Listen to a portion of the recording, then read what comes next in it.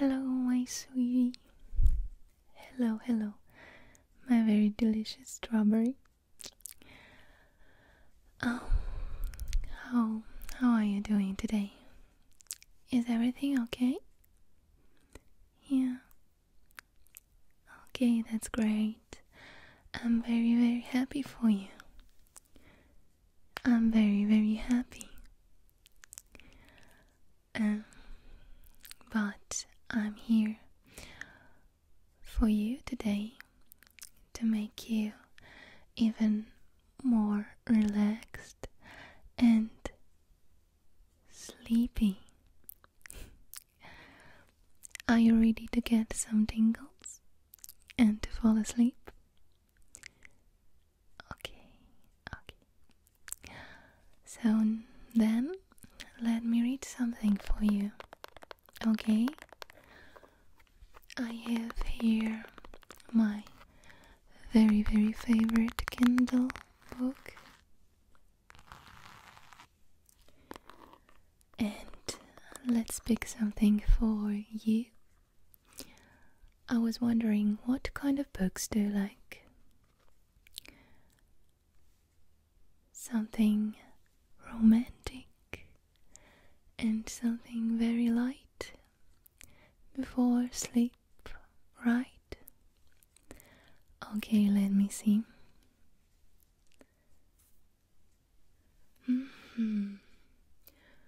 Well, I think that I have something really special for you. Do you like some romantic books about vampires and beautiful boys and girls? You do? It's about teenagers, school years. Yeah, I'm sure that you've heard of this book, and you've even maybe have seen a movie.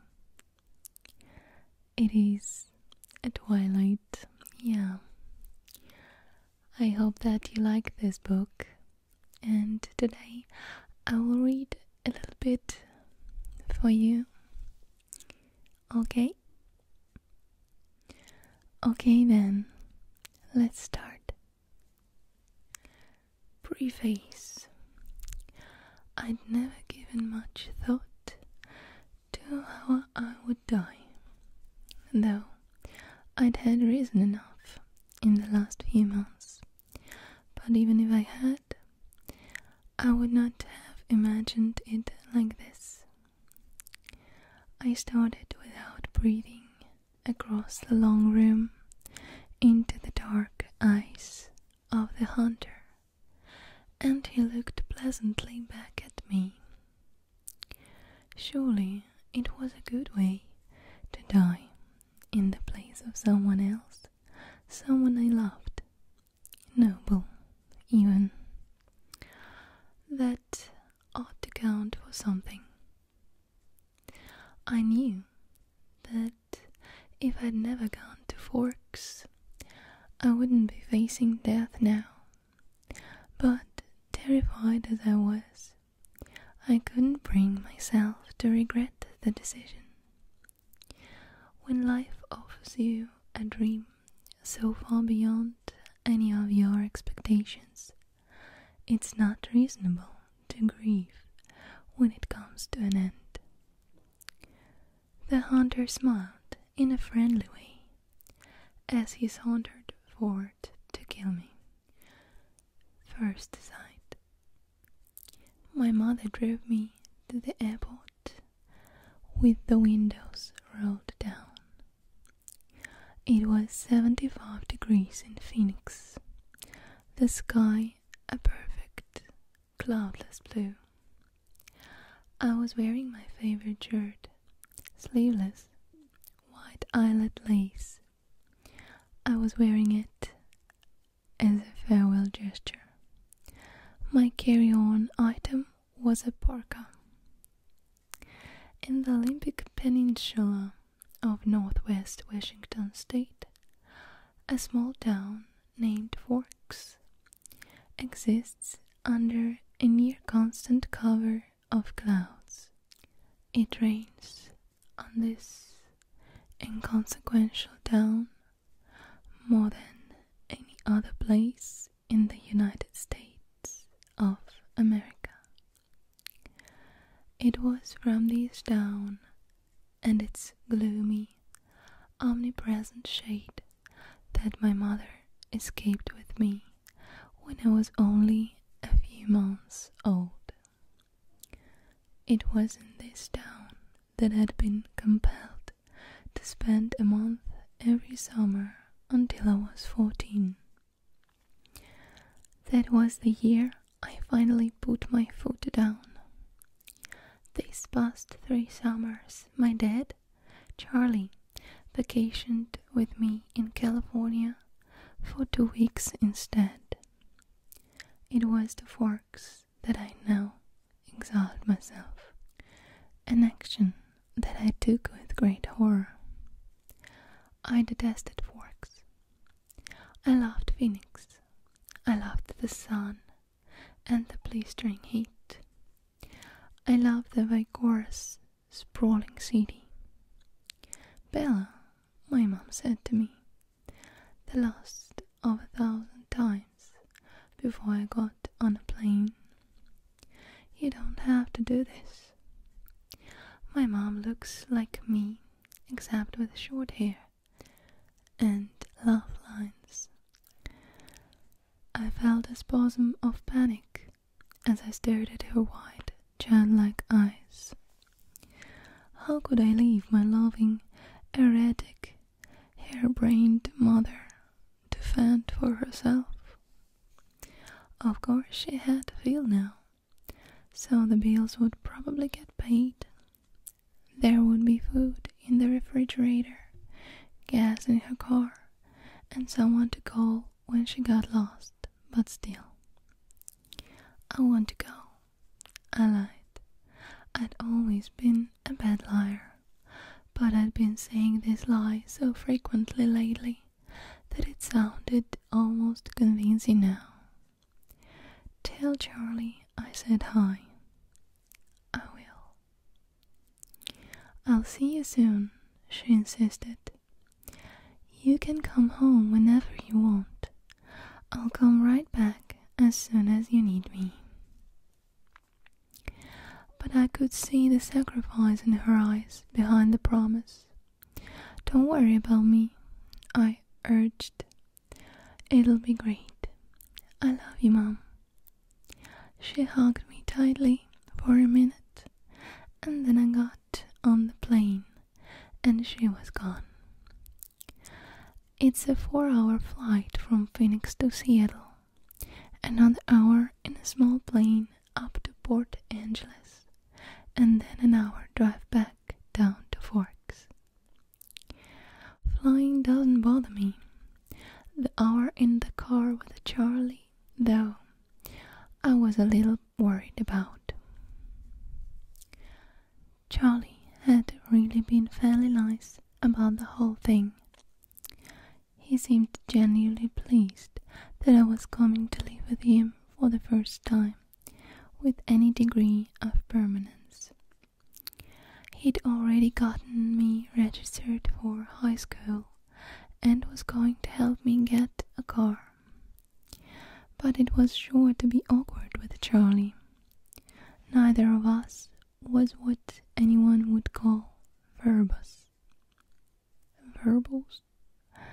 And I didn't know what there was to say regardless. I knew he was more than a little confused by my decision. Like my mother before me, I hadn't made a secret of my distaste for Forks. When I landed in Port Angeles, it was raining. I didn't see it as an omen, just unavoidable. I'd already said my goodbyes to the sun. Charlie was waiting for me with the cruiser. This I was expecting too. Charlie is a police chief's one to the good people of Forks. My primary motivation behind buying a car, despite the scarcity of my funds was that I refused to be driving around town in a car with red and blue lights on top. Nothing slows down traffic like a cop. Charlie gave me an awkward, one-armed hug when I stumbled my way off the plane. "It's good to see you, Bells," he said, smiling as he automatically caught and steadied me. "You haven't changed much. How's Renee?" "Mom's fine. It's good to see you too, Dad." I wasn't allowed to call him Charlie to his face. I had only a few bags. Most of my Arizona clothes were too permeable for Washington. My mom and I had pooled our resources to supplement my winter wardrobe, but it was still scanty. It all fit easily into the trunk of the cruiser. "I found a good car for you, really cheap," he announced when we were strapped in. "What kind of a car?" I was suspicious of the way he said "good car for you," as opposed to just "good car."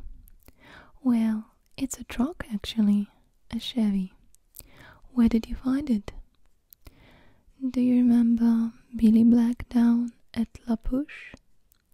La Push is the tiny Indian reservation on the coast. "No." "He used to go fishing with us during the summer," Charlie prompted. That would explain why I didn't remember him. I do a good job of blocking painful, unnecessary things from my memory. "He's a wheelchair now," Charlie continued when I didn't respond. "So he can't drive anymore, and he offered to sell me his truck cheap." "What year is it?" I could see from his change of expression that this was the question he was hoping I wouldn't ask.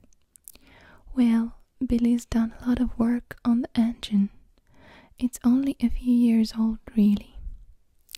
I hoped he didn't think so little of me as to believe I would give up that easily. "When did he buy it?" "He bought it in 1984, I think." "Did he buy it new?" "Well, no. I think it was new in the early 60s, or late 50s as the earliest," he admitted sheepishly. "Dad, I don't really know anything about cars. I wouldn't be able to fix it if anything went wrong, and I couldn't afford a mechanic." "Really, Bella, the thing runs great. They don't build them like that anymore." The thing, I thought to myself. It has possibilities, as a nickname, at the very least. How cheap is cheap? After all, that was the part I couldn't compromise on. "Well, honey, I kind of already bought it for you, as a homecoming gift." Charlie peeked sideways at me with a hopeful expression. "Whoa, free? You didn't need to do that, Dad. I was going to buy myself a car." "I don't mind. I want you to be happy here." He was looking ahead at the road when he said this. Charlie wasn't comfortable with expressing his emotions out loud. I inherited that from him. So I was looking straight ahead as I responded. "That's really nice, Dad. Thanks. I really appreciate it." No need to add that me being happy in Forks is an impossibility. He didn't need to suffer along with me, and I never looked every truck in the mouth or engine. "Well, now, you're welcome," he mumbled, embarrassed by my thanks. We exchanged a few more comments on the weather, which was wet, and that was pretty much it for conversation. conversation. We stared out the windows in silence. It was beautiful, of course. I couldn't deny that. Everything was green. The trees, their trunks covered with moss, their branches hanging with a canopy of it, the ground covered with ferns. Even the air filtered down greenly through the leaves. It was too green, an alien planet. Eventually, we made it to Charlie's. He still lived in the small 2-bedroom house that he'd bought with my mother in the early days of their marriage. Those were the only kind of days their marriage had, the early ones. There, parked on the street in front of the house, that never changed, was my new to me, truck. It was a faded red color with big, rounded fenders and a bulbous cap. To my intense surprise, I loved it. I didn't know if it would run, but I could see myself in it. Plus, it was one of those solid iron affairs that never gets damaged. The kind you see at the scene of an accident, paint unscratched, surrounded by the base of the foreign car it had destroyed. Whoa, Dad, I love it. Thanks. Now my horrific day tomorrow would be just that much less dreadful.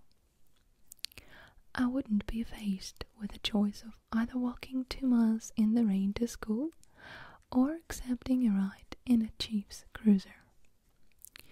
I'm glad you liked it, Charlie said gruffly, embarrassed again. It took only one trip to get all my stuff upstairs. I got the west bedroom that faced out over the front yard. The room was familiar. It had belonged to me since I was born. The wooden floor, the light blue walls, the picked ceiling, the yellowed lace curtains around the window. These were all a part of my childhood. The only changes Charlie had ever made was switching the crib for a bed and adding a desk as I grew. The desk now held a second-hand computer with the phone line for the modem stapled along the floor to the nearest phone jack. This was a stipulation from my mother, so that we could stay in touch easily. The rocking chair from my baby days was still in the corner. There was only one small bathroom at the top of the stairs, which I would have to share with Charlie. I was trying not to dwell too much on that fact.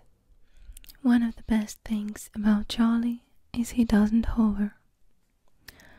He left me alone to unpack and get settled, a feat that would have been altogether impossible for my mother. It was nice to be alone, not have to smile and look pleased, a relief to stare dejectedly out the window at the sheeting rain and let just a few tears escape.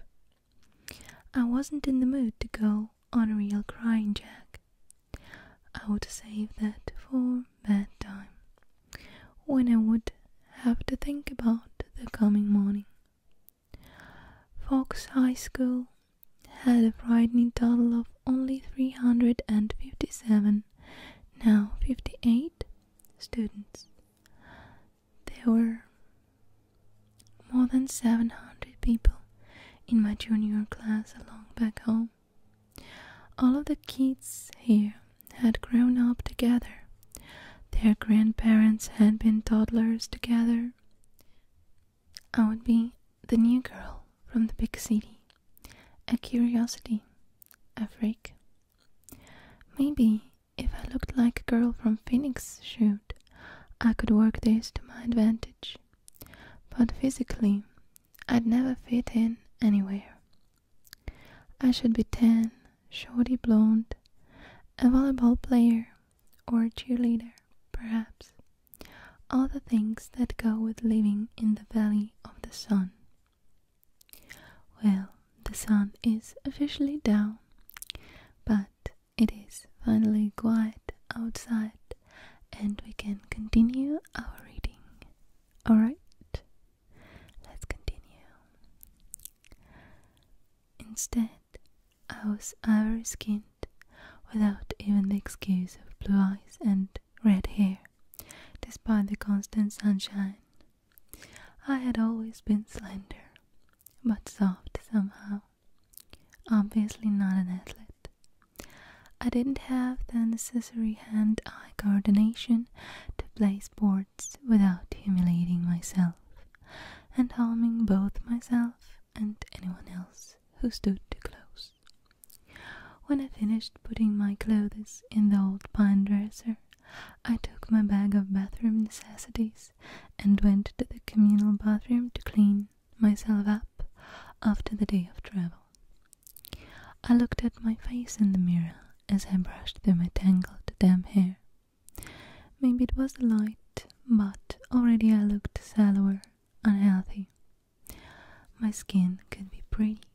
It was very clear, almost translucent looking, but it all depended on color.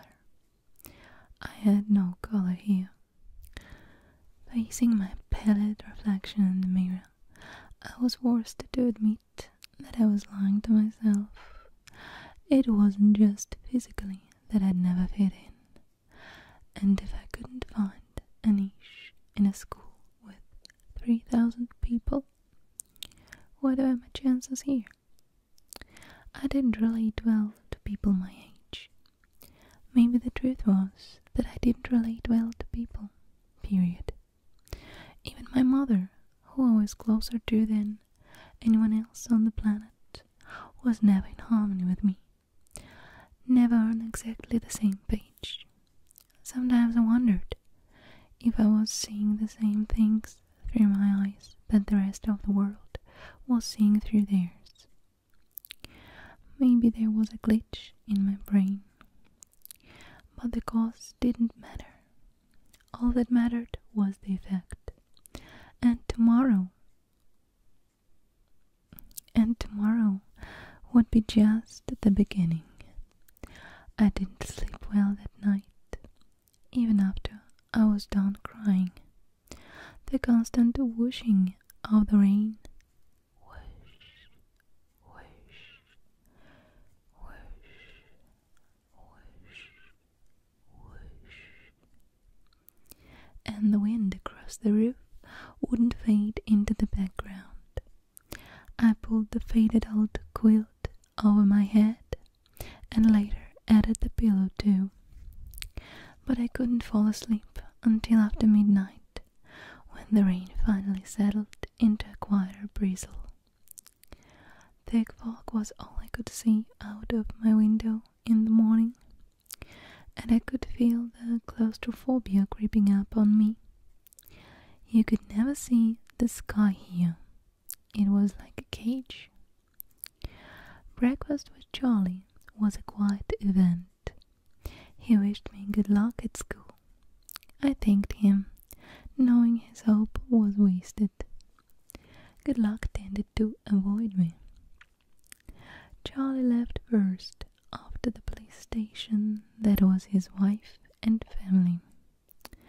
After he left, I sat at the old square oak table in one of the 3 unmatching chairs and examined his small kitchen with its dark paneled walls, bright yellow cabinets, and white linoleum floor. Nothing was changed. My mother had painted the cabinets 18 years ago in an attempt to bring some sunshine into the house. Over the small fireplace in the adjoining handkerchief-sized family room was a row of pictures. First, a wedding picture of Charlie and my mom in Las Vegas, then one of the 3 of us in the hospital after I was born, taken taken by a helpful nurse, followed by a procession of my school pictures up to last year's. Those were embarrassing to look at. I would have to see what I could do to get Charlie to put them somewhere else, at least while I was living here. It was impossible, being in this house, not to realize that Charlie had never gotten over my mom. It made me uncomfortable. I didn't want to be too early to school, but I couldn't stay in the house anymore. I donned my jacket, which had the feel of a biohazard suit, and headed out into the rain.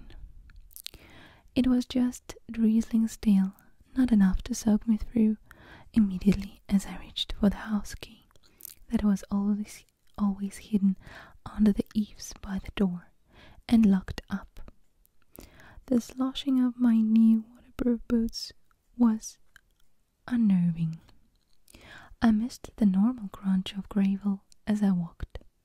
I couldn't pause and admire my truck again as I wanted. I was in a hurry to get out of the misty wet that swirled around my head and clunked to my hair under my hood. Inside the truck, it was nice and dry.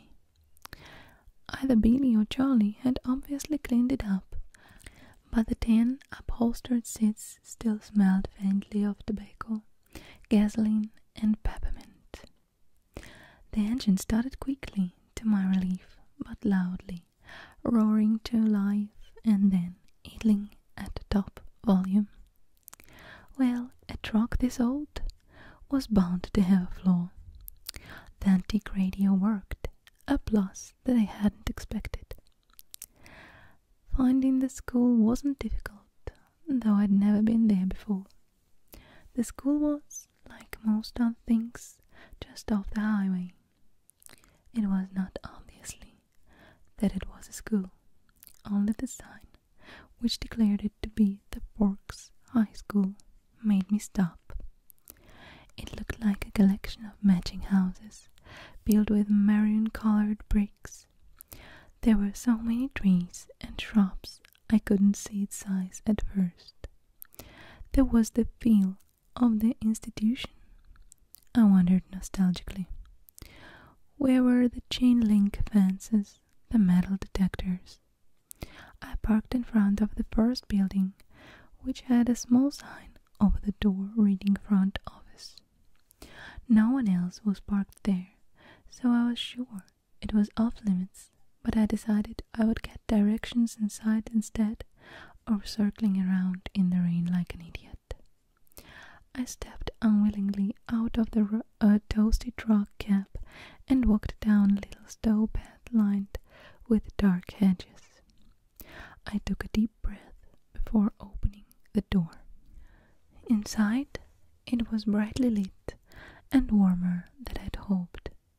The office was small, a little waiting area with padded folding chairs, orange-flagged commercial carpet, notices, and awards cluttering the walls, a big clock ticking loudly. Plants grew everywhere in large plastic pots, as if there wasn't enough greenery outside. The room was cut in half by a long counter, cluttered with wire baskets full of papers and brightly colored flyers tapped to its front. There were 3 desks behind the counter, one of which was manned by a large, red-haired woman wearing glasses. She was wearing the purple t-shirt, which immediately made me feel overdressed. The red-haired woman looked up. "Can I help you?" "I'm Isabella Swan," I informed her, and saw the immediate awareness light in her eyes. I was expected a topic of gossip, no doubt. Daughter of the chief's flightly ex-wife, come home at last. "Of course," she said. She dug through a precariously stacked pile of documents on her desk till she found the ones she was looking for. "I have your schedule right here, and a map of the school. She brought several sheets to the counter to show Ro. She went through my classes for me, highlighting the best route to each on the map, and gave me a slip to have each teacher sign, which I was to bring back at the end of the day. She smiled at me and hoped, like Charlie, that I would like it here in Forks. I smiled back as convincingly as I could. When I went back out to my truck, other students were starting to arrive. I drove around the school, following the line of traffic. I was glad to see that most of the cars were older, like mine, nothing flashy. At home, I lived in one of the few lower-income neighborhoods that were included in the Paradise Valley district. It was a common thing to see a new Mercedes or Porsche in the student lot. The nicest car here was a shining Volvo, and it stood out. Still, I cut the engine as soon as I was in the spot, so that the thunderous volume wouldn't draw attention to me. I looked at the map in the truck, trying to memorize it now. Hopefully, I wouldn't have to walk around with it stuck in front of my nose all day. I stuffed everything in my bag, slung the strap over my shoulder, and sucked in a huge breath. I can do this, I lied to myself feebly. No one was going to bite me. I finally exhaled and stepped out of the truck. I kept my face pulled back into my hood as I walked to the sidewalk, crowded with teenagers. My black plain jacket didn't stand out, I noticed with relief. Once I got around the cafeteria, Building 3 was easy to spot. A large black 3 was painted on a white square on the east corner. I felt my breathing gradually creeping toward hyperventilation as I approached the door. I tried holding my breath as I followed 2 unisex raincoats through the door. The classroom was small. The people in front of stopped just inside the door to hang up their coats on a long row of hooks. I copied them. There were 2 girls, one a porcelain-colored blonde, the other also pale with light brown hair. At least my skin wouldn't be a standout here. I took the slip up to the teacher, a tall, balding man whose desk had a nameplate identifying him as Mr. Mason. He gawked at me when he saw my name, not an encouraging response, and of course I flushed tomato red. But at least he sent me to an empty desk at the back without introducing me to the class. It was harder for my new classmates to stare at me in the back, but somehow they managed. I kept my eyes down on the reading list the teacher has given me. It was fairly basic: Bronte, Shakespeare, Chaucer, Faulkner. I'd already read everything. That was comforting and boring. I wondered if my mom would send me my folder of old essays, or if she would think that it was cheating. I went through different arguments with her in my head while the teacher drowned down. When the bell rang, a nasal buzzing sound, a gangly boy with skin problems and hair black as an oil slick leaned across the aisle to talk to me. "You're Isabella's one, aren't you?" He looked like the overly helpful jazz club type. "Bella," I corrected. Everyone within a 3-seat radius turned to look at me. "Where is your next class?" he asked. I had a check in my bag. Government with Jefferson In Building 6, there was nowhere to look without meeting curious eyes. I'm headed towards Building 4. I could show you the way. Definitely over-helpful. I'm Eric, he added. I smiled tentatively. Thanks. We got our jackets and headed out into the rain, which had picked up. I could have sworn several people behind us were walking close enough to eavesdrop. I hoped I wasn't getting paranoid. So, this is a lot different than Phoenix, huh? He asked. Very. It doesn't rain much there, does it? 3 or 4 times a year. Wow, what must that be like? He wondered. Sunny, I told him. You don't look very tan. My mother is part albino. He studied my face apprehensively as I sighed. It looked like clouds, and the sense of humor didn't mix. A few months of this, and I'd forget how to use sarcasm. He walked back around the cafeteria to the south buildings by the gym. Eric walked me right to the door, though it was clearly marked. Well, good luck, he said as I touched the handle. Maybe we'll have some other classes together. He sounded hopeful. I smiled at him vaguely and went inside. The rest of the morning passed in about the same fashion. My trigonometry teacher, Mr. Warner, who I would have hated anyway just because of the subject he taught, was the only one who made me stand in front of the class and introduce myself. I stammered, blushed, and tripped over my own boots on the way to my seat. After 2 classes, I started to recognize several of the faces in each class. There was always someone braver than the others who would introduce themselves and ask me questions about how I was liking forks. I tried to be diplomatic, but mostly I just lied a lot.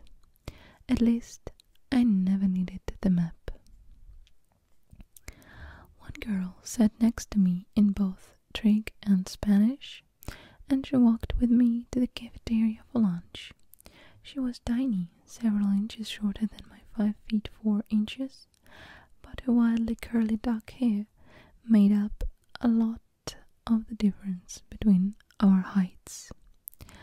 I couldn't remember her name, so I smiled and nodded as she prattled about teachers and classes. I didn't try to keep up. We sat at the end of a full table with several of her friends, who she introduced to me. I forgot all their names as soon as she spoke them. They seemed impressed by her bravery and speaking to me. The boy from English, Eric, waved at me from across the room. It was there, sitting in the lunchroom, trying to make conversation with 7 curious strangers that I first saw them. They were sitting in the corner of the cafeteria, as far away from where I sat as possible in the long room. There were 5 of them. They weren't talking and they weren't eating, though. They each had a tray of untouched food in front of them. They weren't gawking at me, unlike most of the other students, so it was safe to stare at them without fear of meeting an excessively interested pair of eyes. But it was none of these things that caught and held my attention. They didn't look anything alike. Of the 3 boys, one was big, muscled like a serious weightlifter, with dark, curly hair. Another was taller, leaner, but still muscular, and honey blonde. The last was lanky, less bulky, with untidy, bronze-colored hair. He was more boyish than the others, who looked like they could be in college or even teachers here rather than students. The girls were opposites. The tall one was statuesque. She had a beautiful figure, the kind you saw on the cover of the Sports Illustrated swimsuit issue, the kind that made every girl around her take a hit on her self-esteem just by being in the same room. Her hair was golden, gently waving to the middle of her back. The short girl was pixie-like, thin in the extreme, with small features. Her hair was a deep black, cropped short, and pointing in every direction. And yet they were all exactly alike. Every one of them was chalky pale, the palest of all the students living in this sunless town, paler than me, the albino. They all had very dark eyes, despite the range in hair tones. They also had dark shadows under those eyes, purplish, bruise-like shadows, as if they were all suffering from a sleepless night, or almost done recovering from a broken nose. Though their noses, all their features were straight, perfect, angular. But all this is not why I couldn't look away. I stared because their faces, so different, so similar, were all devastatingly, unhumanly beautiful. They were faces you never expected to see, except perhaps on the airbrushed pages of a fashion magazine, or painted by an old master as the face of an angel. It was hard to decide who was the most beautiful, maybe the perfect blonde girl, or the bronze-haired boy. They were all looking away from each other, away from the other students, away from anything in particular as far as I could tell. As I watched, the small girl rose with her tray, an opened soda, unbeaten apple, and walked away with a quick, graceful lope that belonged on a runway. I watched, amazed at her lithe, dancer's step, till she dumped her tray and glided through the back door, faster than I would have thought possible. My eyes darted back to the others, who sat unchanging. "Who are they?"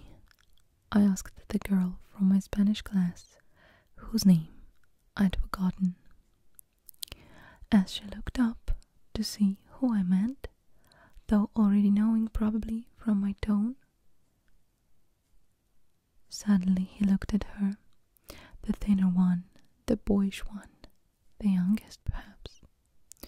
He looked at my neighbor for just a fraction of a second, and then his dark eyes flickered to mine. He looked away quickly, more quickly than I could, though in a flush of embarrassment I dropped my eyes at once. In that brief flash of a glance, his face held nothing of interest. It was as if she had called his name, and he'd looked up in involuntary response, already having decided not to answer. My neighbor giggled in embarrassment, looking at the table like I did. "That's Edward and Emmett Cullen, and Rosalie, and Jasper Hale. The one who left was Alice Cullen. They all lived together with Dr. Cullen and his wife." She said this under her breath. I glanced sideways at the beautiful boy, who was looking at his tray now, picking a bagel to pieces with long pale fingers. His mouth was moving very quickly, his perfect lips barely opening.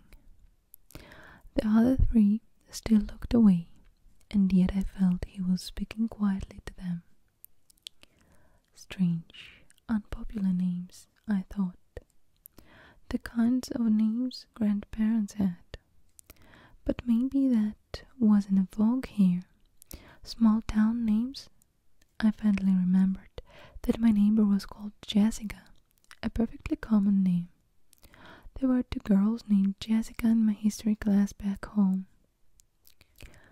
They are very nice looking. I struggled with a conspicuous understatement. Yes, Jessica agreed with another giggle. They are all together though. Emmett and Rosalie and Jasper and Alice, I mean. And they live together. Her voice held all the shock and condemnation of the small town, I thought critically. But if I was being honest, I had to admit that even in Phoenix, it was cause gossip.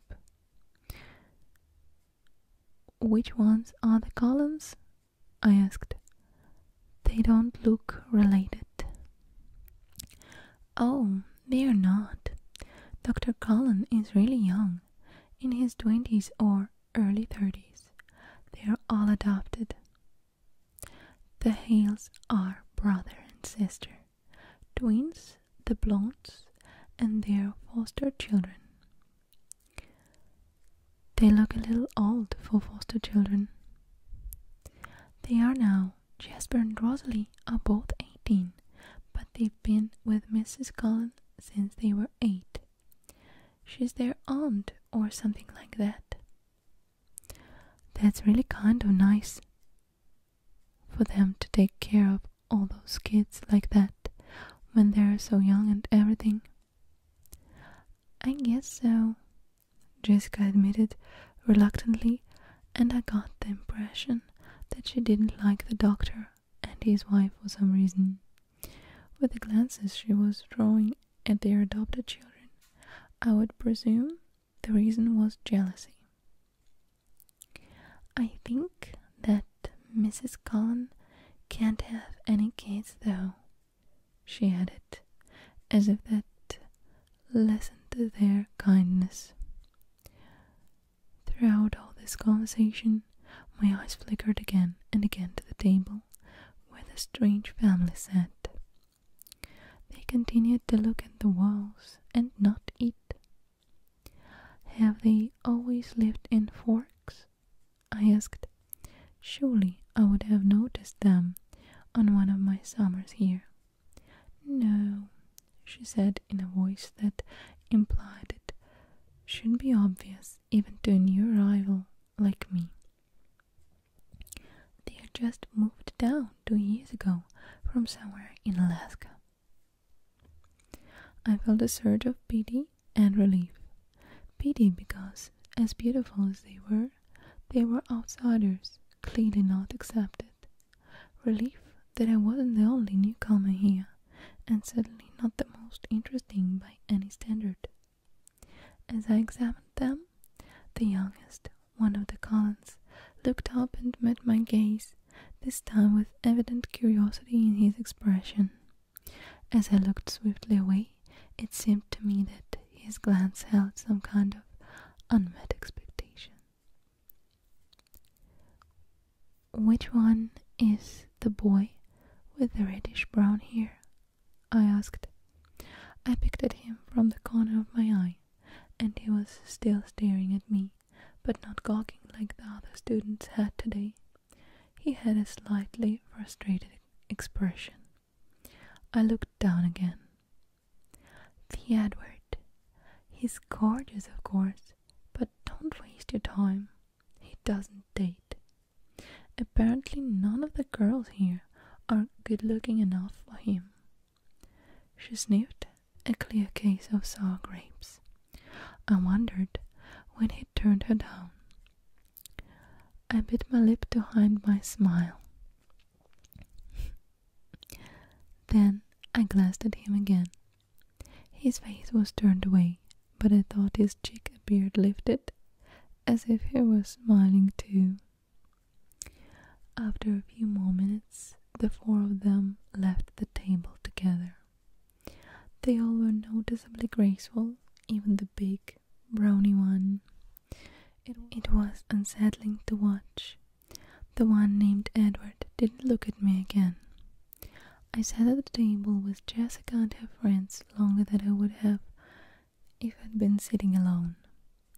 I was anxious not to be late for class on my first day. One of my new acquaintances, who considerately reminded me that her name was Angela, had biology 2 with me the next hour. We walked to class together in silence. She was shy, too. When we entered the classroom, Angel went to sit at a black-topped lab table exactly like the ones I was used to. She already had a neighbor. In fact, all the tables were filled but one. Next to the center aisle, I recognized Edward Cullen by his unusual hair, sitting next to that single open seat. As I walked down the aisle to introduce myself to the teacher and get my slip signed, I was watching him surreptitiously. Just as I passed, he suddenly went rigid in his seat. He stared at me again, meeting my eyes with the strangest expression on his face. It was hostile, furious. I looked away quickly, shocked, going red again. I stumbled over a book in the walkway and had to catch myself on the edge of the table. The girl sitting there giggled. I'd noticed that his eyes were black, coal black. Mr. Banner signed me slip and handed me a book with no nonsense about introductions. I could tell we were going to get along. Of course, he had no choice but to send me to the one open seat in the middle of the room. I kept my eyes down as I went to sit by him, bewildered by the antagonistic stare he'd given me. I didn't look up as I set my book on the table and took my seat, but I saw his posture change from the corner of my eye. He was leaning away from me, sitting on the extreme edge of his chair, and averting his face like he smelled something bad. Inconspicuously, I sniffed my hair. It smelled like strawberries, the scent of my favorite shampoo. It seemed an innocent enough odor. I let my hair fall over my right shoulder, making a dark curtain between us, and tried to pay attention to the teacher. Unfortunately, the lecture was on cellular anatomy, something I'd already studied. I took notes carefully anyway, always looking down. I couldn't stop myself from peeking occasionally through the screen of my hair and the strange boy next to me. During the whole class, he never relaxed his stiff position on the edge of his chair, sitting as far from me as possible. I could see his hand on his left leg was clenched into a fist, tendons standing out under his pale skin. This too, he never relaxed. He had the long sleeves of his white shirt pushed up to his elbows, and his forearm was surprisingly hard and muscular beneath his light skin. He wasn't nearly as slight as he looked next to his burly brother. The class seemed to drag on longer than the others. Was it because the day was finally coming to close, or because I was sitting for his tight fist to loosen? It never did. He continued to sit so still it looked like he wasn't breathing. What was wrong with him? Was this his normal behavior? I questioned my judgment on Jessica's bitterness at lunch today.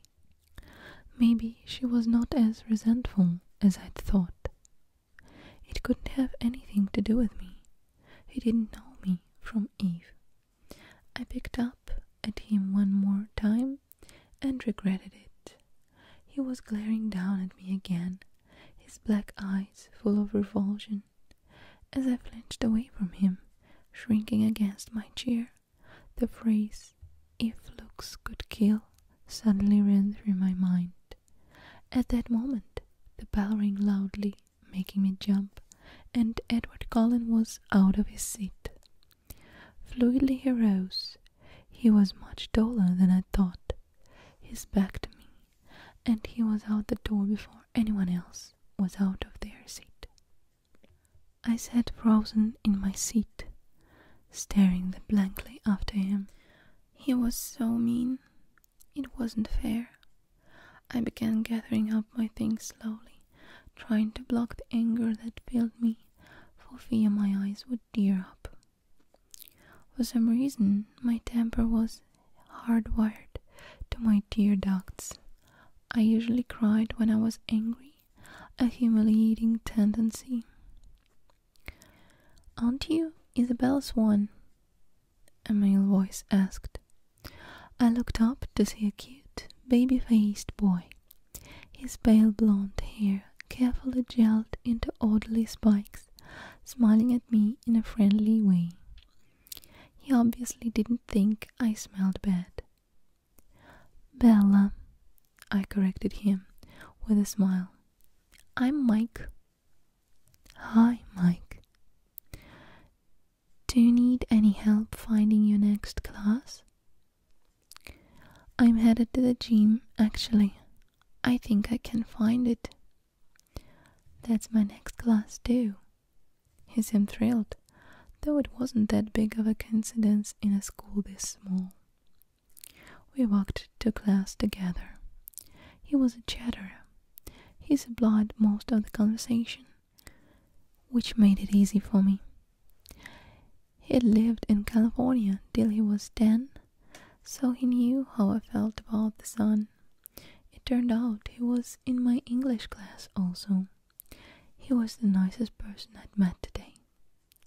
But as we were entering the gym, he asked, "So, did you stab Edward Cullen with a pencil or what?" I'd never seen him act like that.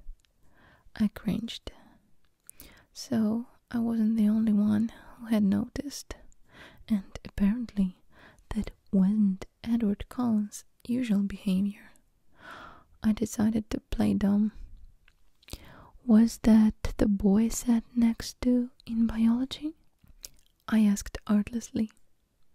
"Yes," he said. "He looked like he was in pain or something." "I don't know," I responded. "I never spoke to him." "He's a weird guy." Mike lingered by me instead of heading to the dressing room. "If I were lucky enough to sit by you, I would have talked to you." I smiled at him before walking through the girls' locker room door. He was friendly and clearly admiring, but it wasn't enough to ease my irritation. The gym teacher, Coach Clapp, found me a uniform but didn't make me dress down for today's class. At home, only 2 years of RE were required. Here, PE was mandatory all 4 years. Forks was literally my personal hell on earth. I watched 4 volleyball games running simultaneously, remembering how many injuries I had sustained and inflicted playing volleyball. I felt faintly nauseated. The final bell rang at last. I walked slowly to the office to return my paperwork. The rain had drifted away, but the wind was strong and colder. I wrapped my arms around myself. When I walked into the warm office, I almost turned around and walked back out. Edward Cullen stood at the desk in front of me. I recognized again that tousled bronze hair. He didn't appear to notice the sound of my entrance. I stood pressed against the back wall, waiting for the receptionist to be free. He was arguing with her in a low, attractive voice. I quickly picked up the gist of the argument. He was trying to trade from 6-hour biology to another time, any other time. I just couldn't believe that this was about me. It had to be something else, something that happened before I entered the biology room. The look on his face must have been about another aggravation entirely. It was impossible that this stranger could take such a sudden, intense dislike to me.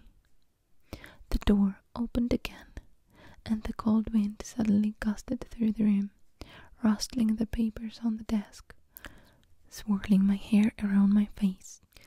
The girl who came in merely stepped to the desk, placed a note in the wire basket, and walked out again. But Edward Cullen's back stiffened, and he turned slowly to glare at me. His face was absurdly handsome, with piercing, hate-filled eyes. For an instant, I felt a thrill of genuine fear raising the hair on my arms. The look only lasted a second, but it chilled me more than the freezing wind. He turned back to the receptionist. "Never mind then," he said hastily in a voice like velvet. "I can see that it's impossible. Thank you so much for your help." And he turned on his heel without another look at me and disappeared out the door. I went meekly to the desk, my face white for once instead of red, and handed her the signed slip. "How did your first day go, dear?" the receptionist asked me maternally. "Fine," I lied, my voice weak. She didn't look convinced. When I got to the truck, it was almost the last car in the lot. It seemed like a heaven, already the closest thing to home I had in this damp green hole. I sat inside for a while, just staring out the windshield blankly. But soon it was cold enough to need the heater, so I turned the key and the engine roared to life. I headed back to Charlie's house, fighting tears the whole way there. Okay, my sunshine, I really hope that you liked this first chapter of the book and you're pretty relaxed and sleepy, or maybe you're even already asleep. I will be very happy if you are. Also, I'm very happy that you visited my channel today. I was very glad to see you here, and I will see you again in my next video. And I wish you tonight the most lovely dream ever. Good night, my sunshine. Good night. Good night, good night. We'll see you soon.